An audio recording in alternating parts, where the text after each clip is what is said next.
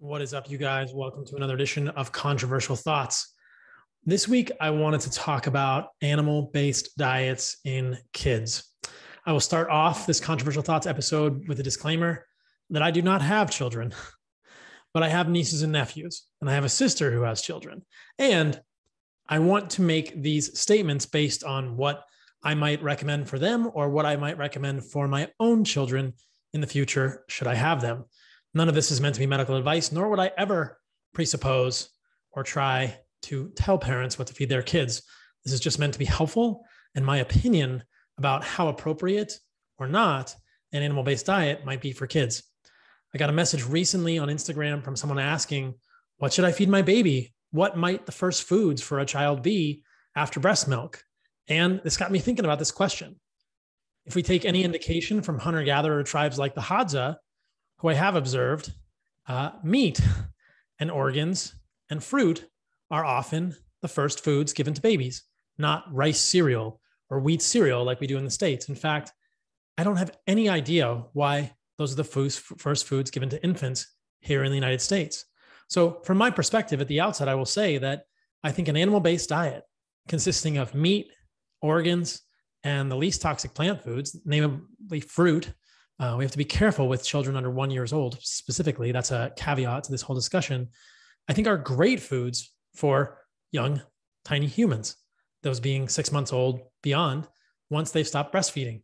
I think that the first recommendation that I would give my sister for her children, or that I would hope to institute in my own children, would be breastfeed for as long as possible and make sure that mom's nutrition while she's breastfeeding, during pregnancy, and even preconception is ideal. How can you get ideal preconceptive nutrition? I think we're back to a standard animal-based diet here. Meat in moderate to quote unquote large by today's societal standard amounts, organs, either fresh or desiccated like we make it hard in soil, least toxic plant foods, that being fruit and honey, for adequacy of calories for mom, preconception, post-conception, during the pregnancy, and then postpartum while she's breastfeeding. Again, these are my recommendations based on my own experience, the experience of my clients, my own research, and my observations of hunter-gatherer tribes. I'll let you guys all make your own decisions, but there are now tens of thousands of testimonials at the heartandsoil.co website, or at least hundreds there, and tens of thousands that I've received and that we've received at Heart and Soil, talking about how this type of diet works. It's very similar to a Paleolithic diet, a paleo diet, with some important differences. I've talked about this before, so I won't belabor the point. These are specifically a lack of quote unquote vegetables, which I would consider to be the more toxic parts of plants: leaves, stems, seeds, and things like roots. And a preponderance or an emphasis on meat and organs. Most Paleolithic diets don't talk about organs at all. And I think this is a massively excluded thing from these type of diets. I've also discussed recommendations for macros, which I did on a previous Controversial Thoughts video. In fact, the one from last week, I broke this down. And if you email us, radicalhealth@heartandsoil.co, we're happy to send you an infographic with a breakdown of macros. In short, I think an animal-based diet might be thought of as 1 gram of protein per pound of body weight, or goal body weight if you're trying to lose weight. This is a lot more protein than most people are eating, but I think it's an ideal space for most humans who are looking to thrive and build muscle, because we know muscle is critical for strength, longevity, management of glucose, and resilience against injury, and something that allows you to do the things you want to do, whether it's yoga, surfing, base jumping, rock climbing, or salsa dancing. Muscle is critical for all of that. And I think getting enough protein gets you all of the nutrients that come with that protein and helps you maintain that muscle mass with a good muscle anabolic stimulus, especially when you're getting all that protein in the morning or in your first meal of the day. Yet another reason I'm not a fan of waiting till later in the day to begin your meals, but that's for a second Controversial Thoughts or another one in the future. So back to kids. Why do we try and force kids to eat vegetables? I can remember so many instances of my childhood where I literally was kicking and screaming. I even vomited in a bowl of pea soup once that my parents, I love you guys, my parents, mom and dad, I love you, mom and dad, if you're listening to this.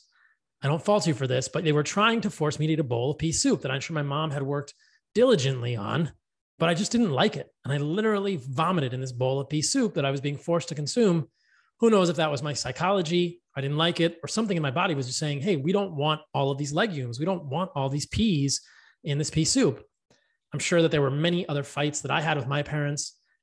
Thankfully, I think my sister has avoided many of these fights with her kids because she feeds them mostly an animal-based diet of meat, desiccated organ supplements from Heart and Soil, and fruit, which most kids love. So I think that so much of the consternation could be avoided at dinner tables across the United States, North America, the world, if we ask the question, why are we forcing children to eat so many vegetables? The obvious answer is because they're nutrient rich. But I think most of my work has called that into question. Are there really unique things in vegetables, that being leaves, stems, roots, and seeds of plants, that we can't get from meat, organs, and fruit? Things that are much less likely to have plant toxins, especially the fruit and honey, right? Much more bioavailable and contain unique nutrients. I would say there's not. And that's kind of been the main controversial thought that I've been talking about for years now, that I talked about in my book, my upcoming cookbook, which is now available on Amazon if you want to pre-order it. It's called the Carnivore Code Cookbook. And with our kids, I think we need to ask this specifically. Why are we forcing them to eat spinach and broccoli and cauliflower and green things that they don't really want to eat? If you think about our taste as humans, the bitter taste that most of these vegetables have, unless they are really cooked or drenched in ketchup, imagine that. If you have to force your kids to eat vegetables by drenching them in ketchup, you're kind of changing their innate mechanisms of taste, and you're tricking them into eating something that they don't want to eat. The bitter taste that humans have evolved is a mechanism to detect toxins, to detect poisons. How many of these foods are very bitter when we eat them uncooked? Unless you drench them in salad dressing, salads are pretty bitter. Why would we do this as humans? But there's actually some research to suggest that this is the case in addition to my observations with the Hadza, et cetera. Just briefly, I'll say that the Hadza feed their children meat. They feed their children fruit when they have it. The kids don't end up getting a lot of honey because that's mostly the bushmen who go out in the bush, which is probably a good thing. We do have some concerns, at least in the medical literature, of children less than 1 year old eating raw honey due to Clostridial spores. So be careful of that. But kids are eating fruit and meat and organs in the Hadza camps. And if you've listened to my other work, you'll know that in general, the Hadza pattern is not to eat vegetables. It's not to eat leaves or stems or seeds of plants unless they don't have more valuable foods, more preferable foods like fruit, honey, or a killed animal. So again, we'll ask, what is the research looking at child's preference? Well, there's a really interesting article from the 1930s by Clara M. Davis, who was a doctor in Winnetka, Illinois. And I'll show you guys this study. It's really the only one I've ever found of its kind. The title, Results of the Self-Selection of Diets by Young Children. They looked at kids from 6 to 11 months of age, and they were weaning age, and they had never had supplements of ordinary foods of the adult life, right? So this age was chosen because only at this age could we have individuals who had neither had experiences of such foods, nor could have been influenced by the ideas of older persons, and so would be without preconceived prejudices and biases with regard to them. These are kids who had never had food other than breast milk. You can see the type of foods that they fed them. And basically they gave them all of these foods at every meal. And the kids were allowed to self-select: water, sweet milk, sour milk, sea salt, apples, bananas, orange juice, pineapple, peaches, tomatoes, beets, carrots, peas, turnips, cauliflower, cabbage, spinach, potatoes, lettuce, oatmeal, wheat, cornmeal, barley, rye crisp, beef, lamb, bone marrow, bone jelly, chicken, sweetbreads, which would be something like pancreas and thymus, brains, liver, kidneys, and fish. I just want to stop and say that it's freaking amazing that in the 1930s, they gave 6 to 11-year-olds these organ meats. If we really believe we've lost things, this is what I talk about with the remembering and the corollary concept of the forgetting. Here's an illustration of that. Less than 100 years ago, it was common to consider as a medical researcher that you might offer kids all of the organs and let them select. This is not something we do much today, which is another reason that I built Heart and Soil. I knew that neither my mom nor my sister would eat liver, would eat these foods, and certainly her kids would not if she was not. So we built Heart and Soil, and now we make grass-fed, grass-finished, regeneratively raised, desiccated organ supplements to get as close to this type of ethos as possible so that she can still offer her son and daughter some organs. If you read this paper, it's quite interesting. It was a 6-year study. They had 15 children they observed over that time. They looked at the adequacy of self-chosen diets judged by nutritional laws and standards. And they looked at contributions made by the study to the understanding of appetite and how it functions. What you'll find if you read this is pretty fascinating. They don't exactly break down what the infants ate day to day, but they do make some important observations. During convalescence, that is during periods when these children were sick, they ate unusually large amounts of raw beef, something that would never be fed to kids today, carrots and beets. That's quite interesting. The demand for increased amounts of raw beef and carrots can easily be accounted for, but we are still curious about that for beets and inclined to whether they may furnish some anti-anemic substance, perhaps iron, they're saying. Who knows? The beets were eaten by all in much larger quantities in the first 6 months or year after weaning than ever again, save after colds and acute glandular fever. So something going on there with beets, who knows? I'm not a huge fan of beets because of the oxalates, but the kids selected beets when they were sick in addition to beef. So 2 points there. The kids do eat some roots, but they're definitely going for meat when they're sick. There was one child who had, or actually 1 or 2 with severe rickets. That is a bone issue having to do with vitamin D deficiency. They offered this child a little bit of cod liver oil, and the child was able to regulate their calcium and phosphorus levels by eating the cod liver oil when they wanted to. I'm not a fan of cod liver oil in general. I think it's mostly oxidized, but isn't it interesting? The point that I'm making here is that young children are really good at self-selecting for what they need if they haven't been influenced. I think there are other ways to get kids plenty of vitamin D, like put them in the sun and give them other nutrients from animal foods. But in this case, they allowed the kids to self-select with cod liver oil. Now, later on in the paper, they talk about the quantity of foods. They look at the calories. The kids always ate enough calories. No surprise there. They looked at the acidity and alkalinity of the diets, and they found that these were pretty balanced. In fact, one child ate a balance of acid and alkaline foods, meaning meat being typically acidic. I think I've done a controversial thoughts on this. This is a little bit simplified concept, but they say that in diets of the other 14, there was a preponderance of the potentially alkaline in every 6-month period. So they were saying that in these children, they were eating more plant foods or more of the alkaline foods than they were the animal foods, which is interesting. They give a breakdown here of the protein, 17% protein, 35% fat, and 48% carbohydrate for these kids. It was the average.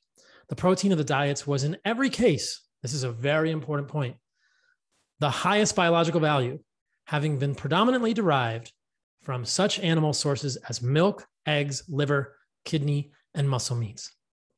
I want to emphasize that. I'll read it again. The protein of the diets was in every case of the highest biological value, having been predominantly derived from such animal sources as milk, eggs, liver, kidney, and muscle meats. These are children self-selecting milk, eggs, liver, kidney, and muscle meats for their protein source. This is fascinating. To me, it means that as humans, we are built in to understanding that these foods are central to our development and essential for human life.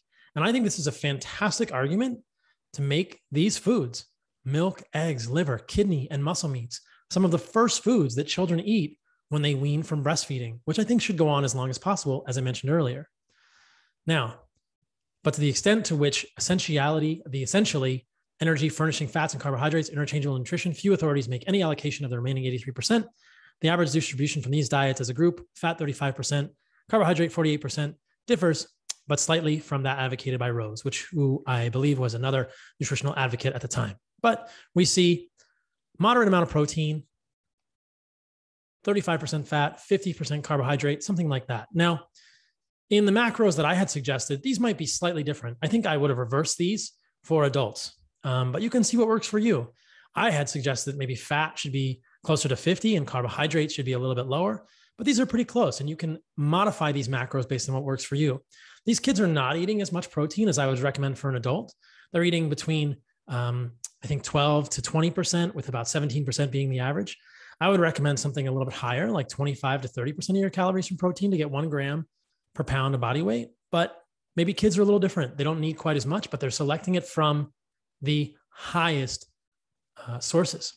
Now, interestingly here, they found that all of the nutritional adequacy was met by these diets. And they said that, in fact, the quantities of fresh fruit, carrots, and potatoes, and of eggs, liver, and kidneys in practically all the diets preclude, on the basis of their known vitamin content, any shortage of the vitamins A, B, C, and G. We don't really have vitamin G today. And as a historical fact, we could go back and see what they were talking about, though. For the adequacy in vitamin D and calcium in the diets, children who took none or little milk for considerable periods, we cannot speak so surely from an offhand consideration of the quantity of foods eaten. But they looked at x-rays, and all of the kids, even the kids who did not eat a lot of milk, had adequate calcification of bones.